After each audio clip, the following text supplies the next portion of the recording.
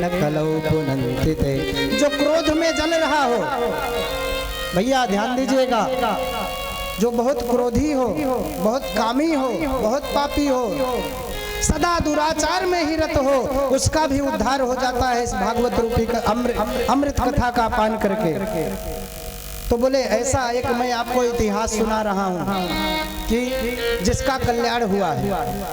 अत्र ते कीर्तयिष्यामि इतिहास पुरातनम यस्य श्रवणमात्रेण पापहानि प्रजायते। और मेरे प्यारे, बड़ा ध्यान देने वाला बात यह है कि इस कथा को सुनेंगे तो आपने जो आज तक जो पाप किया है वो सारे पाप नष्ट हो जाएंगे, जल करके भस्म हो जाएंगे। जो इस कथा को अभी जो सुनाने जा रहा हूं मैं कथा, बड़े ध्यान पूर्वक सुनिएगा।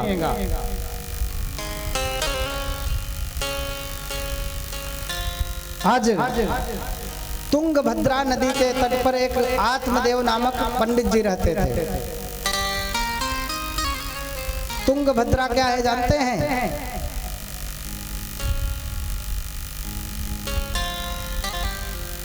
तुंगभद्रा यह हमारा शरीर है और पंडित जी कौन है? हमारी बुद्धि जो मति है, या किसी दूसरे की कथा नहीं, स्वयं आत्मदेव की कथा है। आत्मदेव अर्थात स्वयं अपनी कथा। सभी ने पाप किया है, सभी ने दुष्कर्म किया है, कोई बचा नहीं है, धोए नहीं है कोई। सोई पंडित जी बड़े धार्मिक थे। ध्यान दीजिएगा शब्दों पे। पंडित जी अपने कर्म में तत्पर रहा करते थे, विशुद्ध। उनको वाचस्पति की उपाधि मिली। ब्रह्मवेत्ता थे, विशुद्ध ब्राह्मण वृत्ति करके अपना जीवन पालन पोषण किया करते थे, अपना भरण पोषण किया करते थे, परिवार का भरण पोषण किया करते थे। अच्छा, जितने शांत और सरल हमारे पंडित जी, उतना ही उल्टा उनकी पत्नी, बोलो राधे राधे, उनकी पत्नी उसका सीधा उसका विपरीत रहते थे, उल्टा। उनके बारे में भागवत जी में क्या लिखा? लोक वार्तारता क्रूरा प्रायुषो बहुजल्पिका सूरा च गृह कृत्येषु कृपणा कलह प्रिया। उनकी पत्नी का नाम था धुंधली देवी। और धुंधली देवी, धुंधली क्या है? ये मेरी मति, जो हमारी पत्नी है, धुंधली मतलब मति, बुद्धि। आज धुंधली देवी देखिए, लगभग प्रायः हर एक गांव में एक धुंधली देवी रहती है। बोलो राधे राधे राधे। लोक वार्तारता क्रूरा, जो कि जब तक आपस में दो लोगों को झगड़ा ना लगवा दे, आपस में बैर ना करा दे, एक की बिनाजी एक के घर जाएंगी तो कहेंगे अरे बहना तुझे तो ना जाने क्या क्या कह रही थी। अच्छा, वही दूसरे के यहाँ, सामने वाले के यहाँ गई, उनको भी कहेंगी अरे बहन मैं तो उनसे क्या 2 मिनट के लिए मिलने चली गई, ना जाने कितनी बुराइयां तेरी कर डाली। प्रायः धुंधली देवी आज हर गांव में कहीं ना कहीं कोई ना कोई एक रहती है। बोलो राधे राधे। ऐसा जो आपस में झगड़ा लगवावे वो धुंधली ही है। अगर भक्ति करेंगे आप, इसलिए कभी किसी के बीच में जब बोलना नहीं चाहिए, फालतू किसी से वार्तालाप नहीं करना चाहिए। कौन क्या कर रहा है, कौन क्या करेगा, वो अपना जाने, हम अपना जाने। हमको तो अपने राम में मस्त रहना है। परंतु ये बुद्धि कहती है नहीं नहीं नहीं, कथा में भले बैठे हैं लेकिन पता नहीं धीरज सिंह जी प्रसाद की व्यवस्था किए हैं कि नहीं। बोलो राधे राधे राधे। हाँ, बुद्धि बड़ी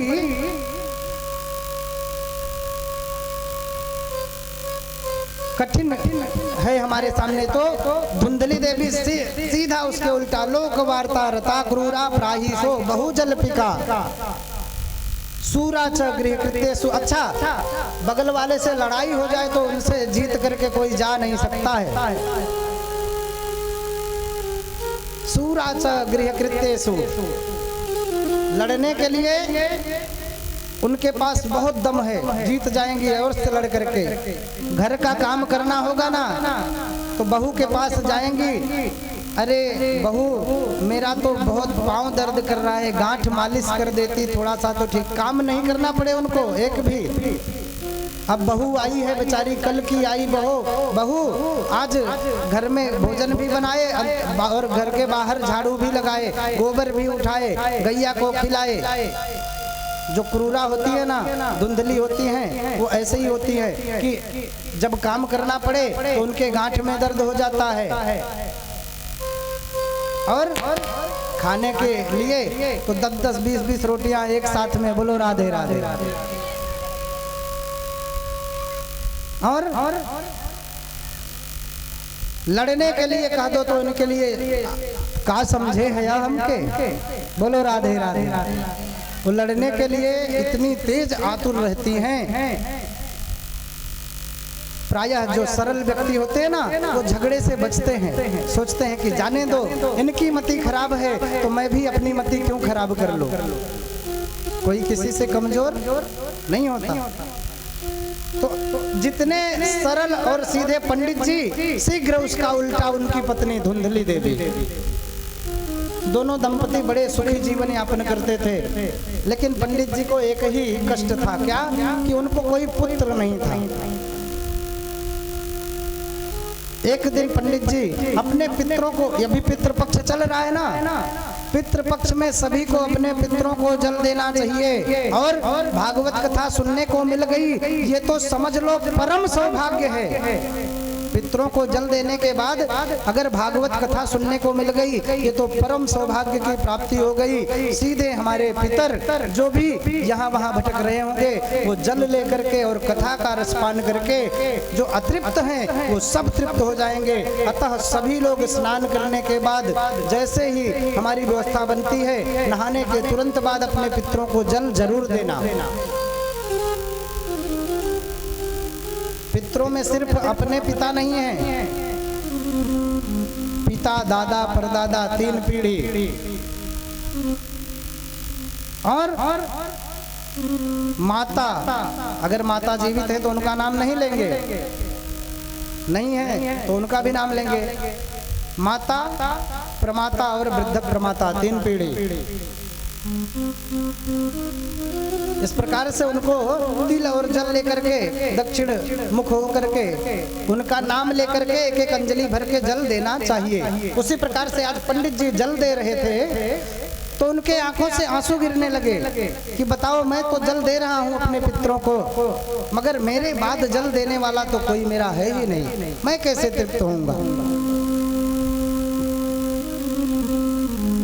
पंडित जी को बड़ा कष्ट, इतना कष्ट हुआ कि गृहम त्यक्त्वा वनम गतः, आज घर छोड़ करके वन में मरने के लिए चले गए कि जाने दो, जब मुझे पुत्र है ही नहीं तो मैं जीवित रह के करूंगा क्या। मन उनका अशांत हो गया और जंगल में जाकर के एक बड़े वृक्ष के नीचे बैठ गए और जोर से अपने सिर को पटक करके रोने लग गए।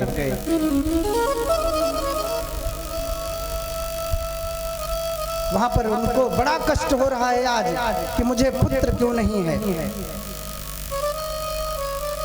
एक महात्मा जी चले जा रहे थे रास्ते से कुछ ही दूर पर, यह सारा दृश्य महात्मा जी ने देख लिया तो संत हृदय नवनीत समाना, संत वही है, ब्राह्मण वही है जो हमारा कल्याण करें। अरे ब्राह्मण के क्रोध में भी कल्याण होता है मेरे माई बाप। दुर्वासा कितना क्रोध किए हैं, लेकिन क्रोध करके कितने का कल्याण किए हैं, कितने को भगवत प्राप्ति कराए हैं। इसलिए ब्राह्मण से कुछ, ब्राह्मण क्रोध भी कर लेना तो उनसे क्षमा याचना करके उनका आशीर्वाद समझना चाहिए।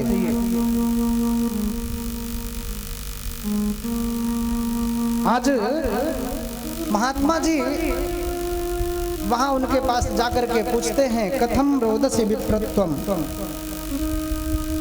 काते चिंता बलीयसी वद त्वं सत्वरम मह्यम स्वस्य दुःखस्य कारणम।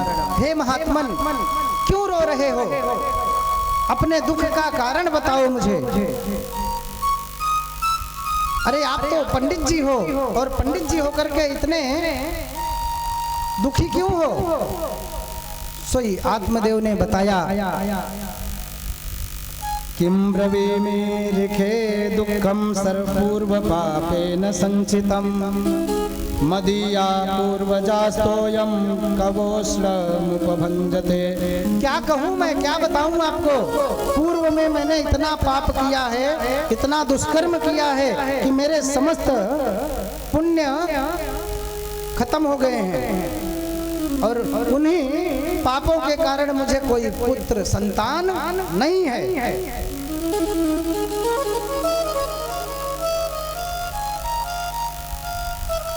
सोई महात्मा जी ने कहा, अरे पंडित जी, आप तो पंडित जी हैं, ये बेटा बेटी के चक्कर में क्यों पड़ते हैं? किसी के बेटा बेटी हुए हैं कि तुम्हारे ही होंगे? जिनको बेटा बेटी हैं, अच्छा हो जाए बेटा बेटी, नालायक हो जाए अगर, तो ऐसे बेटे के होने से ही कोई मतलब नहीं है। कहें पुत्र कुपुत्र तो का धन संचय, पुत्र सुपुत्र तो का धन संचय। जिनके लिए हम जीवन भर पाप करके धन बटोर करके इकट्ठा करते हैं ना, हमें कोई आवश्यकता नहीं है मेरे माई बाप। अरे अगर अपना पुत्र ज्ञानशील हो गया ना, धर्मात्मा हो गया, तो उसको कोई कमी अपने आप नहीं रहेगी। और अधर्मी हो गया, पापी हो गया ना, तो कितना भी धन लेकर के कमा करके आप रखे रहोगे, एक क्षण में वैश्यावृत्ति में या किसी ना किसी का मदिरा पान करके जो है एक क्षण में सारा धन बर्बाद कर देगा, लिख देगा दूसरे को। बोलो राधे राधे। तो पुत्र चाहे सपूत हो चाहे कपूत हो, धन संचय उसके लिए नहीं करना चाहिए, उसके लिए पाप कर्म नहीं करना चाहिए।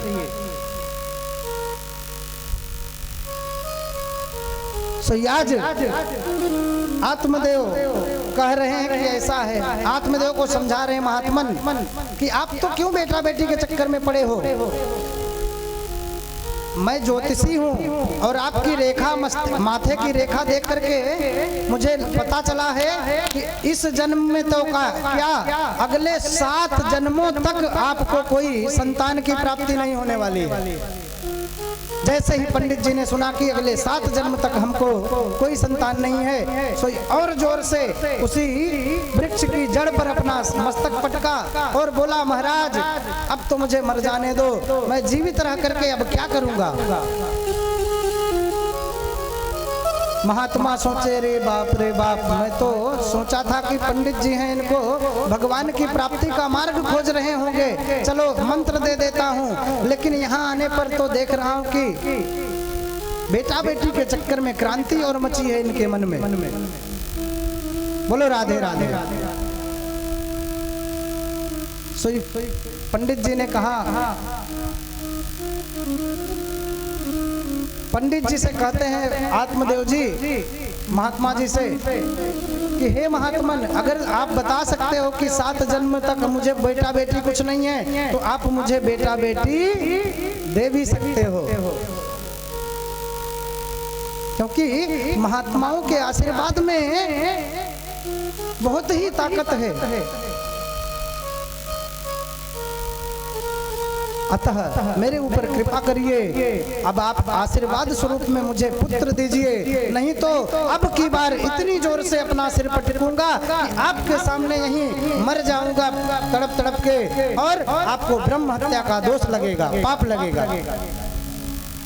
महात्मा जी बड़े विचार में पड़े कि बताओ, आए थे हम, सोचे भगवत भक्त हैं, इनको भगवान की प्राप्ति के लिए सन्मार्ग बता दें, लेकिन ये तो बेटा बेटी के चक्कर में और हमें फंसा दिए।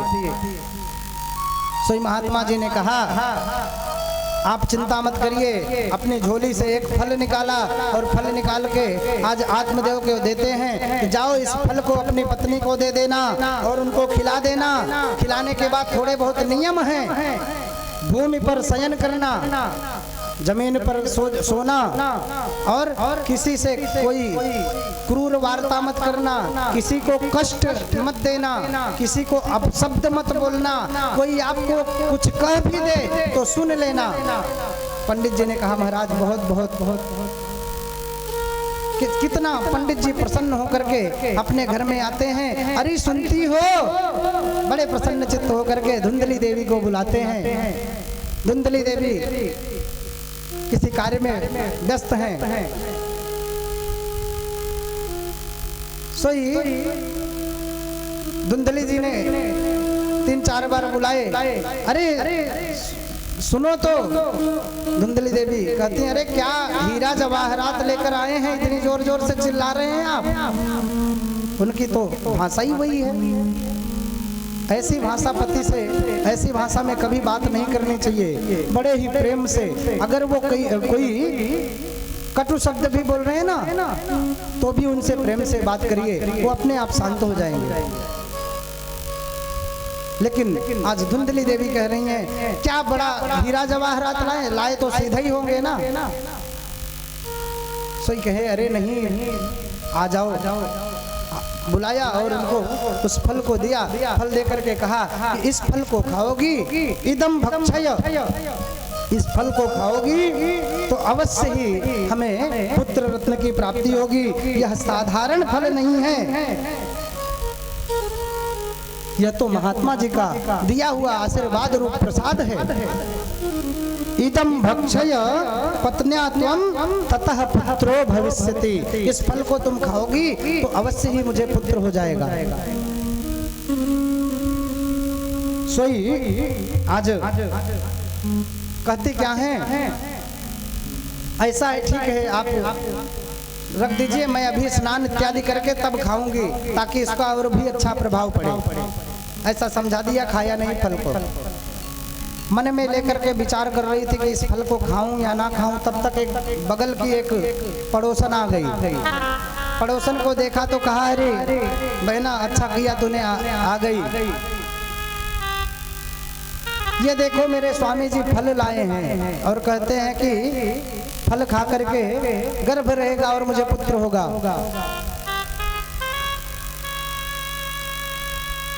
मन में विचार कर रही है क्या, फल भक्षेण गर्भः स्यात् गर्भेणोदर वृद्धिदः स्वल्प भक्षं ततो शक्ति गृह कार्यं कथं भवेत्।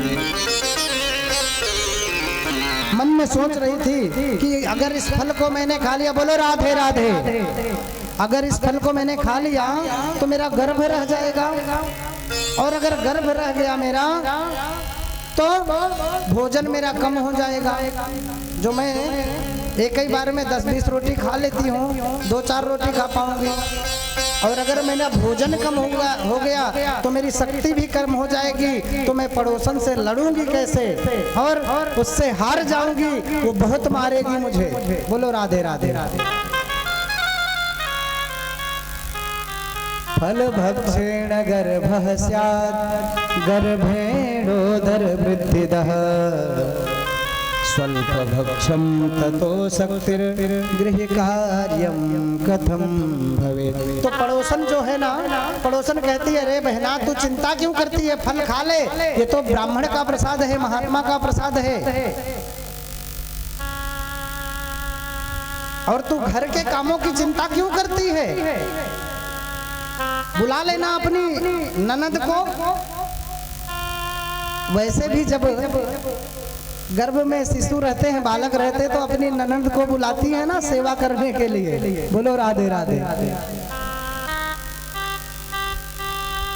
गर्भ के बहाने खूब काम कराना, नौकर भी नहीं रखना पड़ेगा, और जाते समय तुम्हें उनको जो है विदाई के नाम पे दे देना जो देना होगा तुमको, बहुत तुमको जो पैसे भी नहीं लगेंगे। ऐसा समझाया, लेकिन वो दूसरा प्रश्न कर दी तुरंत धुंधली ने। क्या? दैवात् घाटी व्रजेत ग्रामे पलायेत गर्भिणी कथम। क्या कहा? अरे बहना तू नहीं समझती है, अगर कहीं अचानक से भूकंप आ गया तो जो साधारण स्त्रियां तो भाग जाएंगी। पलायित गर्भिणी कथम, जो गर्भिणी माताएं होती है ना वो भाग नहीं पाती है, बहुत जोर से चल नहीं पाती हैं। तो बताओ सब तो भाग जाएंगे, लेकिन हम लोग कैसे भागेंगे, कैसे जाएंगे? एवं कुतर्क योगेन तत्फलम नैव भक्षितम्। इतना कुतर्क किया उस बुद्धि ने, धुंधली ने, कि उस फल को नहीं खाया।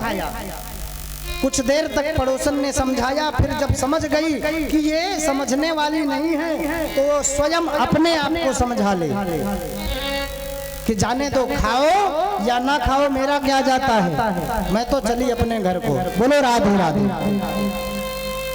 तो आज वह चली गई और जाकर के जैसे ही वो जाती है, इधर से इनके धुंधली की दूसरी सगी बहन अपनी जो है एक चली आई। अरे बहना तू खूब आ गई, तू ही मेरी चिंता को दूर कर सकती है। देख ये फल दिए हैं महात्मा आपके पंडित जी हमारे, ये फल दिए हैं और कहते हैं इसे खाने से गर्भ रहेगा। तू ही बता बहना, कहीं फल खाने से गर्भ रह जाता है? उसकी बहन तो और सोच रही है कि इनको कोई बेटा बेटी ना हो तो मेरे पहले से जो पुत्र हैं इनको एक बेटा दे दूंगी तो इनका सारा धन संपत्ति हमारा हो जाएगा। सो आज सारी धन संपत्ति के चक्कर में उन्होंने कहा कि नहीं, इस फल को मत खा बेटा। तो ए बच्चों, इनको शांति कराइए। एक लोग ऐसे रहिए एक्टिव कि बच्चे चिल्लाएं तो ये सब जो है देखते हैं। क्या है, उन्होंने कहा कि तू अगर इस फल का परीक्षा करना चाहती ना, परीक्षण करना चाहती है तो तेरे घर में जो बांधी हुई गैया है उसने भी आज तक कभी जन्म नहीं दिया है बछड़े को, तो उसको खिला दे और देखना। और तू तो चिंता मत कर, मेरे गर्भ में जो बालक है ना इस बार मैं तुझे ही दे दूंगी और तू महाराज को आश्वासन दे दे कि गर्भिणी हूँ। वैसा ही किया। कथा को मैं आगे बढ़ाता हूँ क्योंकि बहुत समय हो गया है, गांव का ग्रामीण क्षेत्र है। सही उन्होंने कहा कि अगर इस फल का परीक्षण करना चाहती है तो गाय को खिला दो। सोई फल ले जाकर के उस बाहर बांधी हुई गैया को खिला दिया, अपने नहीं खाई। और कपड़े बांध करके पंडित जी को आश्वासन देने लगे कि मुझे तो बड़ा आराम मिल रहा है, मैं तो गर्भिणी हो गई हूँ। समय काल बीता, इसकी बहन को एक पुत्र हुआ, उसने ला करके इनको प्रसूतावस्था में ही दे दिया। इसने खूब घड़ी घंटाल बजा दिए कि जाओ पंडित जी को बोल दो पुत्र हुआ है। सो पंडित जी फूले नहीं समा रहे हैं, आज उदार मना होकर के लुटाए जा रहे हैं।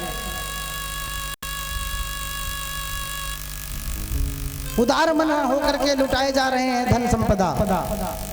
कुछ दिन बीता, 3 महीना और बीता। सोई उनकी गैया जिसको फल खिलाए थे ना, उसको भी उन्होंने, उस गैया को भी उन्होंने क्या दिया, उस गैया ने भी सुंदर पुत्र रूपी बालक को जन्म दिया, जिस बालक के कान गाय की तरह थे, बाकी पूरा शरीर मनुष्य का था। आज देवताओं का कौतुक देखिए कि लोग जो है दूर दूर से उनकी गाय के बेटे का दर्शन करने आ रहे हैं और कह क्या रहे हैं कि धन्य है पंडित जी जो कि उनको आज तक एक भी बेटा बेटी नहीं थे। लेकिन देखिए देसी कहावत है गांव की कि देने वाला जब भी देता, आज पंडित जी के सामने वह सही हो गया कि एक तो उनको भी पुत्र हो गया और दूसरा उनकी गैया को भी। देखिए ऐसा तो कभी हुआ ही नहीं था, लोग अचंभित रह गए। आज बड़े प्रसन्न चित्त हैं पंडित जी। समय काल बीता, आगे उनका नामकरण करने का समय आया। सोई गाय के बेटे का नाम आत्मदेव जी ने उनका नाम गोकर्ण रखा, क्योंकि उनके कान गाय की तरह थे और मनुष्य का शरीर था, सो उनका नाम गोकर्ण रखा। जैसे ही अपने बेटे का नाम रखने के लिए उद्यत हुए, सो धुंधली देवी खड़ी हो गई, बोले अरे महाराज चुप रहो, तुम ही सब नाम रखोगे क्या? बताओ, 9 महीने पेट में मैंने रखा, पेट में उनका जो है सारा प्रसव पीड़ा मैंने सहा, नाम आप रखोगे? बोलो राधे राधे। फटकार लगा दिया। बोले अच्छा देवी ठीक है। इतने सरल थे पंडित जी कि बोले कि चलो ठीक है, आप ही रख लो। उसने कहा मेरे नाम से मिलता जुलता नाम मेरे बेटे का होगा। मेरा नाम धुंधली मेरा नाम धुंधली, तो मेरे बेटे का नाम धुंधकारी होगा। अपने से मिलता जुलता नाम उसने रख दिया। समय काल बीता, गोकर्ण पंडितो ज्ञानी धुंधकारी महाखलः। गोकर्ण जी परम विद्वान ब्राह्मण होते हैं और धुंधकारी, इसलिए कहा गया ना यथा नामो तथा गुणः। मनुष्य में नाम का बहुत बड़ा प्रभाव होता है। आज लोग चिंकी पिंकी रिंकी जयकी, कुत्तों का नाम जो है वही रख ले रहे हैं। बोलो राधे राधे। पहले लोग क्या नाम रखते थे? हरिमंगल सिंह, शिव मंगल सिंह ना? कितने सुंदर नाम हैं कि जिनका नाम लेने से भी हमारे भगवान का स्मरण हो जाए। ये हमारे बुजुर्ग बहुत विचार करके रखे हैं भैया, ऐसे साधारण नहीं है। बड़ी कृपा है बुजुर्गों की हमारे जीवन में। बस थोड़ी सी सुधार लाने की जरूरत है हमें अपने जीवन में, बस और कोई कमी नहीं है। थोड़ा सा सुधार ला देंगे अगर अपने जीवन में ना, तो ये जो मनुष्य का शरीर मिला है वो आपको ऐसा लगने लगेगा कि ये तो बड़ा आनंद है इसमें। सारी चिंता दूर हो जाएगी मेरे माई बाप, सारा कष्ट दूर हो जाएगा। थोड़ा सा सुधार करने की आवश्यकता है बस जीवन में। सयाज गोकर्ण पंडितो ज्ञानी धुंधकारी महाखलः। धुंधकारी पापाचार में लिप्त हो गया, दुराचार में लिप्त हो गया। नित्य प्रति बुरी संगत हो गई, लोगों के संगत में बैठता, मदिरा पान करता, वैश्यावृत्ति करता। धन जितना था पंडित जी ने कमा के रखा था वो सारा धन मदिरा पान करने में और उसमें नष्ट कर दिया। अच्छा, गोकर्ण जी माँ के गर्भ से, अपने गौ माता के गर्भ से ही उनको ज्ञान था। वो उनको कोई फर्क नहीं पड़ता था इन बातों से कि कौन क्या कर रहा है, कौन क्या। वो अपनी मस्ती में मस्त रहते थे। उनको लगा कि मेरा भाई कुटिल हो गया है, तो एक दिन वो निकल गए तीर्थाटन करने। तीर्थाटन करके पुनः वापस आए। मतलब जब भी उनको लगता तो कहीं तीर्थाटन में जाते थे, पुनः घूम के आ जाते थे। आज पिताजी की क्या स्थिति हो गई आपको बताऊं। जो आत्मदेव आज बेटे के लिए रो रहे थे, जंगल में जाकर के सिर पटक रहे थे, वही आत्मदेव शर्मा पंडित जी आज जो है बेटा क्यों है इसलिए रो रहे हैं। ये स्थिति बन गई है आज उनकी। आज कहते हैं क्व तिष्ठामि क्व गच्छामि। जितना उनका यश वैभव था, मान मर्यादा थी, सब उसने नष्ट कर दिया उस बेटे ने। बड़े कष्ट में होकर के रो रहे हैं और विचार कर रहे हैं, अरे मैं क्या करूं। क्व गच्छामि क्व तिष्ठामि को मैं दुःखं व्यपोहये प्राणस्त्यजामि दुःखेन हा कष्टं मम संस्थितम्। स्थितम्। बहुत कष्ट हो रहा है आज पंडित आत्मदेव जी को। पहले दुखी थे कि बेटा नहीं है, आज दुखी हैं कि बेटा क्यों है। इनकी यह स्थिति देख करके इनके जो दूसरे बेटे गाय से जन्म हुआ है जिनका, गोकर्ण जी पहुंचे इनके पास और इनकी मनोदशा देख करके बड़े व्यथित होकर के उन्होंने इनको समझाना प्रारंभ किया कि अरे पिताजी, ये जो हाड़ मांस का चोला पा करके आप सोच रहे हो कि मेरा बेटा है ना, वो आपका बेटा नहीं है। मैं और मोर ये सब कुछ होता ही नहीं है। करहि करामहि भंजहि सोई उमा राम गति लखान कोई। देवताओं का कौतुक कोई जानता नहीं है। आप झूठे परेशान हैं कि मेरा बेटा है, मेरा बेटी है, मेरी पत्नी है, कोई सगा नहीं है। आप तो इस दैहिक नाते को, मोह को छोड़ दीजिए। कितना सुंदर अपने पिता को समझा रहे हैं, बहुत ही सुंदर बात है।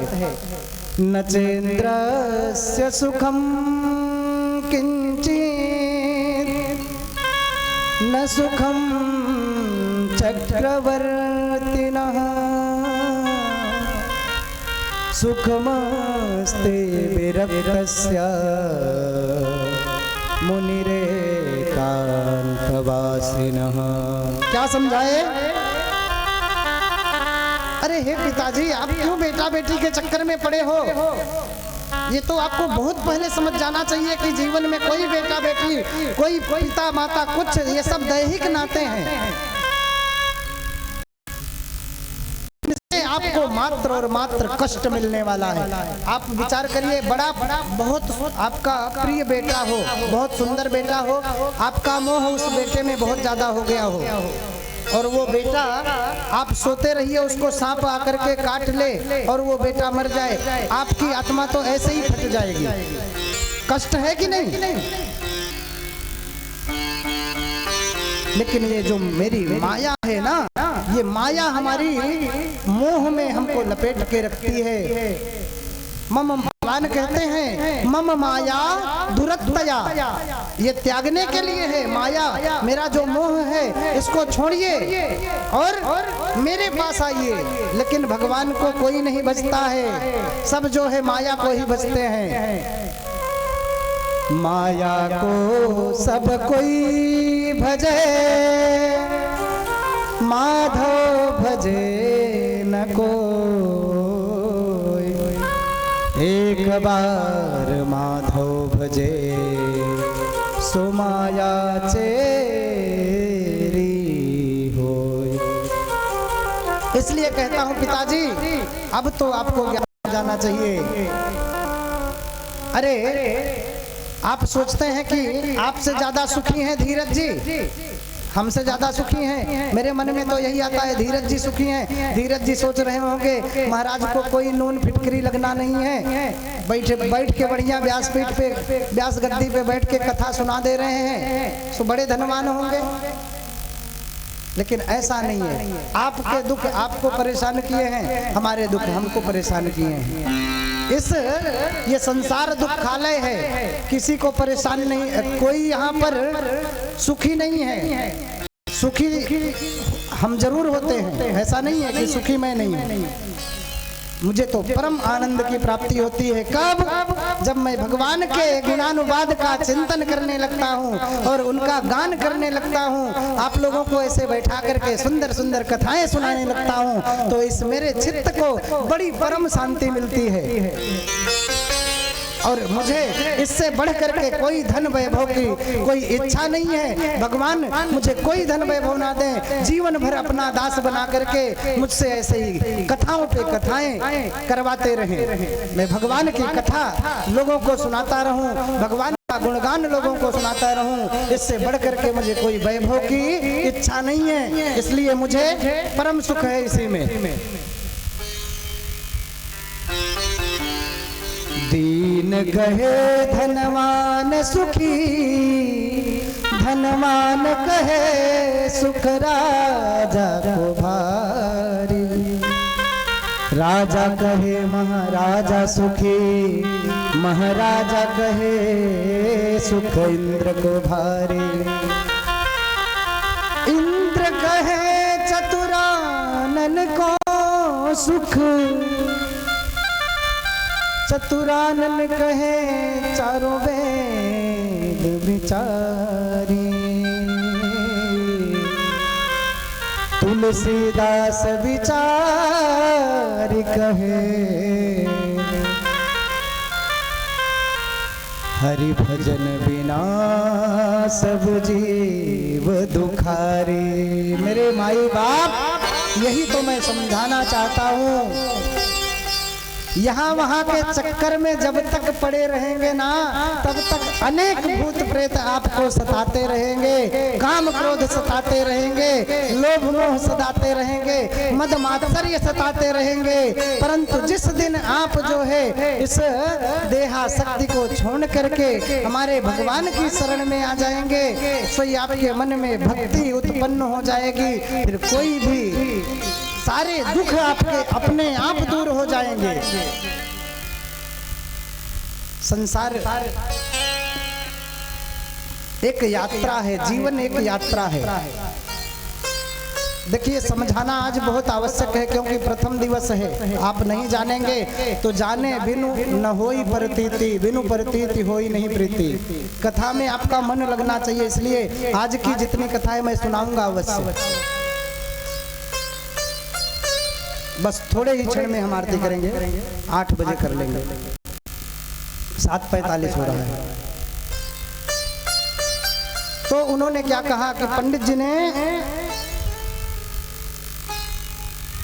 भगवान की कथा को जो सुनेगा उसका कष्ट दूर हो जाता है। वो समझा रहे हैं कि आप तो इस देहाभिमान को छोड़िए, आप तो भगवान के चरणों में अपना मन लगाइए और चले जाइए। किसको सुख है? सुख मस्ती विरक्तस्य मुनिरेकांतवासिनः। अगर पिताजी वास्तविक सुख चाहते हैं ना, तो मोह माया त्याग करके जंगल में चले जाइए और भगवान के भजन करिए। अनेक उनको उदाहरण दे करके समझाते हैं। क्षण भंगुर जीवन की कलिका, कल प्रात को जाने चली न चली, मलयाचल की सुचि शीतल मंद सुगंध समीर, चली न चली कलिकाल कुठार लिए फिरता, फिर तन पे चोट झिली न झिली, भजले हरि नाम हरि रसना, फिर अंत समय हिली न डुली। अंत समय जब मरने के बाद मनुष्य की जीवा हिलती डुलती नहीं है। अनेक प्रकार से जब सजा उनको समझाया अपने पिताजी को, आत्मदेव जी को, गोकर्ण जी ने, तब उनको ज्ञान हो गया और उन्होंने अपना देहाभिमान छोड़ करके जंगल में चले गए। और भागवत में लिखा है कि 10वें स्कंद का पाठ करते करते उनका मोक्ष हो गया। आज उनकी पत्नी जो धुंधली थी वो भी चिंतित हैं। जब पिताजी चले गए तो गोकर्ण जी को लगा कि मुझे भी घर रहने में कोई आनंद नहीं है, सो तीर्थाटन करने भगवान विश्वनाथ जी का दर्शन करने चले गए।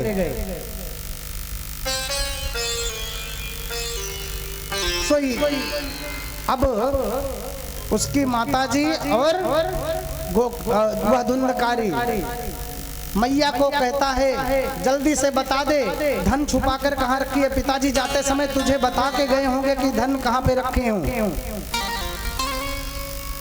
उसने कहा, धुंधली ने कहा कि जितना धन था घर में वो सारा धन तो तुमने चुरा लिया है, सब बेच आए हो बाजार में, एक बर्तन तो बचे नहीं है, कहाँ से लाऊं, कहाँ से दूं। सो ऐसे गला पकड़ा और उठा करके दीवार में लगा दिया, जल्दी बता वरना तुझे आ जाई मार डालूंगा। इससे बढ़कर के जीवन में कोई कष्ट माँ देख सकती है क्या कि उसका बेटा उसका गला पकड़ करके दबाने के लिए, मारने के लिए आतुर हो। इससे ज्यादा कष्ट कोई है क्या? कोई कष्ट नहीं है भैया। लेकिन फिर भी माता का ऐसा दिल होता है ना, ऐसा हृदय होता है कि पुत्र पुत्र कपुत्र हो सकते हैं, लेकिन मैया माता को माता नहीं हो सकती है। माता फिर भी अपने बेटे को माफ कर देती है।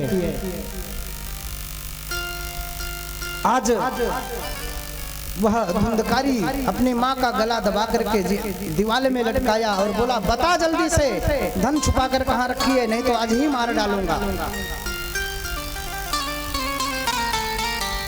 जैसे ही छोड़ा, धुंधली देवी ने आओ देखा ना ताओ देखा कि बेटे के हाथ से मरने से अच्छा है कि मैं कहीं और जाकर के मर जाती हूँ। और रात्रि का समय था, दौड़ते हुए घर के बाहर गई और घर के सामने एक अंधकूप था, कुआं था, उसे कुएं में जल करके, कुएं में कूद करके उसने अपना प्राणांत कर लिया। आज उसने सोचा कि एक बेटे के हाथ से मरने से अच्छा है कि मैं स्वयं अपना प्राणांत कर लेती हूँ।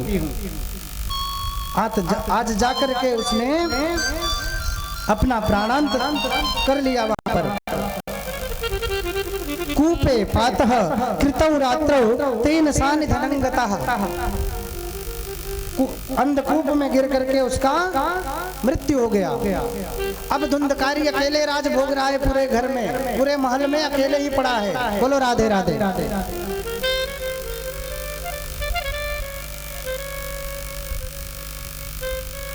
अब जब सोचा कि मैं अकेले अकेले घर में पड़ा हूँ, तो गणिकाओं के पास जहाँ पर जाता था उनसे मिलने, उनसे जाकर के कहता है कि ऐसा मेरे घर में कोई नहीं है, तुमको रहना हो तो चलो मेरे घर पे रहो। 5 गणिकाओं को, 5 वैश्याओं को पकड़ लाया अपने घर और उनसे सेवा करवाता और उनको धन ला करके कमा करके देता था। कमाता था कैसे? चोरी करता था। जा करके चोरी करके लाता और उन वैश्याओं को देता धन। एक दिन वैश्याओं ने आपस में विचार किया कि देखो इतना धन हम लोगों के पास इकट्ठा हो गया है कि हम बैठ के आराम से अपना जीवन यापन कर सकते हैं। और बहना ये बताओ, ये रोज राज दरबार में जाकर चोरी करता है, किसी ना किसी दिन तो ये पकड़ा जाएगा, और जिस दिन पकड़ा गया उस दिन मारा जाएगा। और जब मारा जाएगा तो चिल्ला करके हमारा भी नाम लेगा, हम भी चोर बनेंगे और पकड़े जाएंगे। इसलिए अब अपने पास धन खूब हो गया है, आज ही इसको ठिकाने लगा दिया जाए। आपस में विचार विमर्श किया पांचों ने, और आंगन में, घर के आंगन में ही चारपाई पर लेटा था, 4 ने मिल करके दोनों हाथ दोनों पैर पकड़ा और रस्सी से बांध दिया। जब चिल्लाने लगा जोर जोर से, अरे क्यों बांध रही हो, क्यों बांध रही हो, उल्टा ना जाने क्या क्या कहने लगा, जोर जोर चिल्लाने लगा। एक दौड़ती हुई गई, चूल्हे में जलती हुई आग रखी थी, आग उठाया और ले आकर के उसके मुंह में डाल दिया। वो चिल्ला भी नहीं पाया और उन आग के अंगारों से तड़प तड़प के विकल होकर के धुंधकारी मर गया। 5 गणिकाओं ने वहीं पर गड्ढा खोद करके गाड़ दिया और उन सारे धन का बंटवारा करके अपने अपने घर को चली गई। तप्तांगार समूहाश्च तदमुखे विचिक्षिप्युः अग्निज्वालाति दुःखेन व्याकुलो निधनं गतः। उन आग के अंगारों से तड़प तड़प के विकल होकर के धुंधकारी मर गया। उसी आंगन में उन 5 ने गड्ढा खोदा और उसी में उसे गाड़ करके धन का बंटवारा करके अपने घर चली गई। इधर जब गोकर्ण जी को पता लगा कि पिताजी तो जंगल गए ही थे, माताजी भी कूद करके अपना प्राणांत कर लिए, उनकी अकाल मृत्यु हो गई, अकाल मृत्यु हो गई। और भैया भी हमारे स्वर्धाम को गए, सो उन्होंने गया में जाकर के उनका श्राद्ध किया, तर्पण किया। ध्यान दीजिएगा सभी लोग, गया गए और वहां पर उनका पिंडदान किया, तर्पण किया। उसके बाद उन्होंने सोचा चलो घर में कोई नहीं है, मैं भी घर में चल के थोड़े दिन आराम करता हूँ। घूमते घूमते अपने घर पहुंचे, रात्रि की बेला में सोए हुए थे। अचानक से उनको रोने की आवाज सुनाई देती है, जैसे कोई छोटा सा बालक रो रहा हो। वही आवाज बड़े बड़े बड़े आदमी के रोने की आवाज में बदल गई। अच्छा, थोड़ी देर बाद वही आवाज एक भैंसे की आवाज में बदल गई। ना जाने कौन कौन से जानवर की आवाज में आवाज बदल रही है और परछाई आ रही है। कभी बकरा दिखाई दे रहा है दीवार में, कभी भैंसा का परछाई दिखाई दे रहा है। गोकर्ण जी परम वैष्णव हैं, इसलिए वह समझ गए और कहते हैं कौन हो तुम, बताओ क्या चाहिए।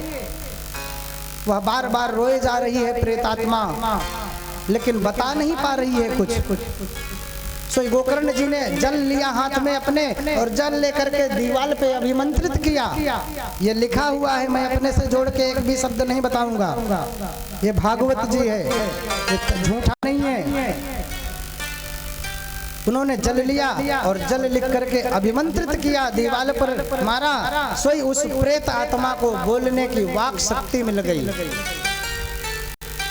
और रो रो करके बोल पड़ा वह प्रेत, क्या अहम भ्राता त्वदीयोऽस्मि धुंधकारीति नामतः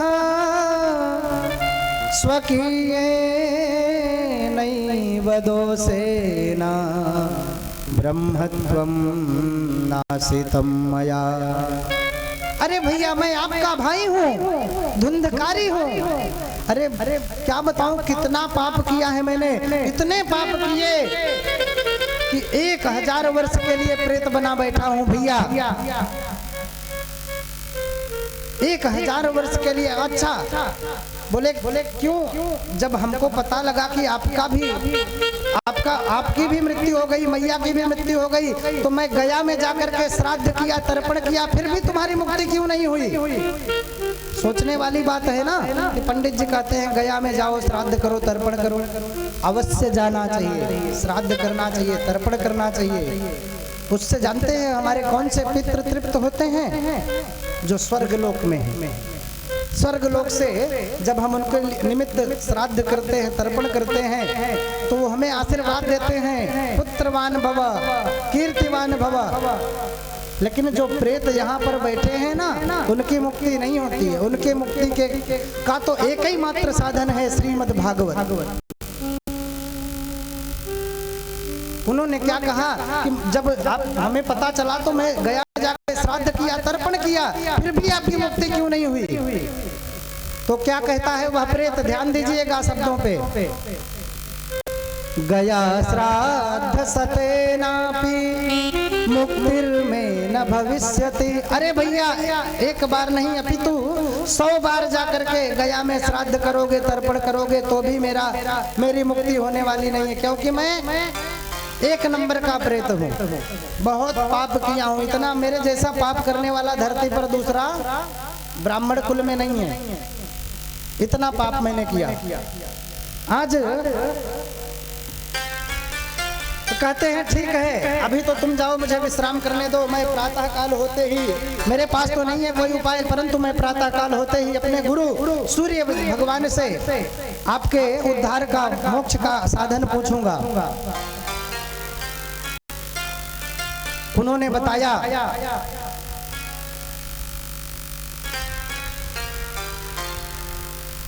कि ठीक है भैया। वह प्रेत आत्मा गायब हुई। गोकर्ण जी को रात्रि निद्रा नहीं आई और प्रातः काल होते ही उन्होंने, वो संध्या उपासन गायत्री के उपासक थे, उन्होंने गायत्री उपासना करी। उसके बाद सूर्य भगवान को जल देने के लिए जैसे उद्यत हुए, हे ही सूर्य सहस्त्रांशो तेजो जगतपते अनुकंपय मां भक्त्या गृहाण दिवाकर। सूर्य भगवान को जल दिया और उनसे कहते हैं तुभ्यं नमो जगत साक्षिन् ब्रूहि में मुक्ति हेतुकम्। हे सूर्य नारायण, आपको बारंबार प्रणाम है। आज मेरी एक चिंता है, मेरा दुख है, दूर कर दीजिए कृपा करके। सो उन्होंने क्या बताया कि मेरा भाई प्रेत रूप में प्रेत बन चुका है, अतः उसका मोक्ष उद्धार किस प्रकार से होगा, कृपा करके मुझे बतलाइए। सूर्यदेव बताते हैं श्रीमद्भागवतालापः सप्ताहवाचनम गुरु। आप तो श्रीमद् भागवत सप्ताह ज्ञान यज्ञ का आयोजन करिए और उस कथा को श्रवण करके जितने भी प्रेत हैं आपके घर के, धुंधकारी ही नहीं अपितु जितने भी हैं सबकी मुक्ति हो जाएगी। अच्छा, भागवत का आयोजन किया दिव्य गोकर्ण जी ने। अच्छा, अब वह प्रेत भूत प्रेत कैसे रूप में होते हैं जानते हैं? वायु रूप, हवा रूप में, कहीं रुक नहीं पाते, बैठ नहीं पाते। तो पहले तो बांस का मंडप बना करके यज्ञ अनुष्ठान किए जाते थे, है ना? 16 स्तंभ का, चतुर्वेद का द्वार बनता था। बड़ी आज तो लोग साधारण में करने लग गए, इसको प्रधानता दे दिए। वो हमारा बांस शुद्ध था, आज वो व्यवस्था नहीं है इसके लिए। सोई उन्होंने भागवत का आयोजन किया तो एक 7 पोल का बांस था। उसी बांस में वायु रूप में धुंधकारी आके प्रविष्ट हो गया और आकर के उसी में जो है उसने कथा श्रवण करी। पहले दिन पहली गांठ कटी, दूसरे दिन दूसरी, तीसरे दिन एवं सप्त दिनश्चैव सप्त ग्रंथि विभेदनम। इसी प्रकार से 7 दिन सुन करके जो 7 प्रकार के उनके अंदर पाप बसे थे वह पाप की ग्रंथियां दूर हो गई, छिंद भिंद हो गई और दिव्य रूप धरो जातो तुलसीदास मंडिता पीता वास घनश्यामो विकुटी कुंडलान्वितः। 7वें दिन दिव्य रूप में वह प्रेत आत्मा जो प्रेत था धुंधकारी, वह दिव्य रूप में प्रकट हुआ, अपने भैया को प्रणाम किया और भगवान के पार्षद विमान लेकर के आए, उसको अपने विमान पर बैठा करके ले जाने लगे। जैसे ले जाने के लिए उद्यत हुए, सोई गोकर्ण जी ने प्रश्न किया कि यहाँ तो बहुत सारे हमारे कथा सुनने के वाले भक्त हैं, अत्रैव बहवः सन्ति श्रोतारो मम निर्मला आनीतानि विमानानि न तेषां युगपुत्कुतः। अरे सबके लिए क्यों विमान नहीं लाया आपने? ये भेदभाव क्यों? भूत प्रेतों के लिए तुम विमान भेज रहे हो, सदैव बैठ करके ये कथा सुन रहे हैं उनके लिए जो है कुछ कोई व्यवस्था नहीं। बहुत फटकार लगाया पार्षदों को। उन्होंने कहा महाराज, श्रवणस्य विभेदेन फलभेदोऽत्र संस्थितः श्रवणं तो कृतं मन्ये सर्वैर्न तथा मननं कृतः। भैया धीरज जी, आपको मैं यहाँ क्यों बैठाया? शांति से कि कथा ही श्रवण करिए। ये आ गया है प्रसंग, ध्यान से सुनिएगा। श्रवणस्य विभेदेन न तु मननं कृतं। सबके कथा को सुनने में सब में भेद है। धुंधकारी अपने मुक्ति का साधन खोज रहा था, इसलिए कथा को इस भाव से श्रवण किया कि हे प्रभु हमारी मुक्ति हो जाए। सोई भगवान ने उसे इस प्रेत योनि से मुक्त किया और बिना आहार लिए 7 दिन वह बैठ करके बास में वह जो है कथा को श्रवण किया। देखिए भागवत जी सभी मनोकामनाओं को पूर्ण करने वाला ग्रंथ है। इससे जो अर्थ चाहते हैं ना, अर्थ भी मिलता है, धर्म भी मिलता है, मोक्ष भी मिलता है। और ये चिंतामणि और कल्प वृक्ष से आगे जो परम दुर्लभ है वैकुंठ धाम, वह भी देने में सक्षम है, उस परम पद को भी। आज फिर से उन्होंने पार्षदों ने कहा कि आप फिर से आयोजन करेंगे तो सबकी मुक्ति होगी। आश्विन मास में उन्होंने फिर से दूसरी कथा प्रारंभ करी और भगवान की कथा सभी भक्तों को सुनाया। तो जिस प्रकार से अयोध्या में राम जी जब अब इस धराधाम को छोड़ करके जाने लगे, सरयू जी में प्रविष्ट हो गए जल में, और सभी अयोध्या वासी भी उनके साथ जल में चले गए, उसी प्रकार से आज जितने भी श्रोता बंधु थे सबके लिए विमान आया और सभी लोग जो है विमान पर आरूढ़ होकर के भगवान के लोक को जाते हैं। अयोध्या वासिनः सर्वे यथा अयोध्या वासिनः पूर्वं यथा रामेण संगता तथा कृष्णेन ते नीता गोलोकं योगी दुर्लभम। अरे दुर्लभ उस लोक को गए, परम पद को गए। इस प्रकार से कहने का तात्पर्य, इस कथा को सुनाने का तात्पर्य यह है कि जो पापी से पापी व्यक्ति हो, अरे धुंधकारी से बढ़ करके आप में कोई पापी बैठा है क्या? यहाँ धुंधकारी से बड़ा पापी कोई बैठा है क्या? कोई नहीं होगा। जो अपनी माँ का गला दबा करके उठा ले और गाली गलौज कर देने लग जाए, उससे बढ़कर कोई पापी नहीं होगा। तो जब ऐसे पापी का तार उन्होंने इस भागवत की कथा को सुन करके उनकी मुक्ति हो गई, तो हम आप तो साधारण हैं और इस कलिकाल में तो पाप होते हैं। सोई एक ही क्या कहा, कलियुग के मान हरि गुण गा, कलियुग गावहि नर आवहि भाव था। कलियुग में तो सिर्फ हरि नाम संकीर्तन करने से, भगवान नाम संकीर्तन